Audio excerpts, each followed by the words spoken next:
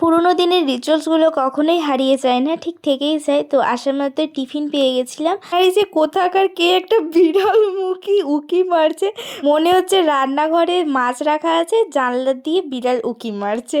তো তারপরে নিচে এসে পকোড়া খেয়েছিলাম। এখানে আই থিঙ্ক স্টলে পকোড়া আর কফি ছিল, তো আমি কফি খাইনি, পকোড়াই খেয়েছিলাম।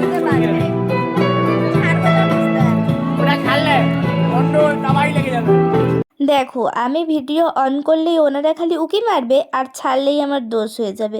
সে যাই করুক না কেন, আমি তো ছাড়বই। আর এই দিকে তো বিয়ে অলরেডি শুরু হয়ে গেছে, এই ক্যামেরার দ্বারা একটু দেখতে পেয়েছিলাম, বললাম কেন এত ভিড় হয়েছিল, দেখতেই পারবে, দাঁড়াও।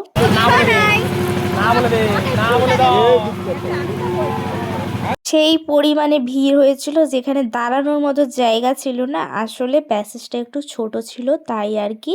তো চলো, দেখা হবে আবার নেক্সট ভিডিও।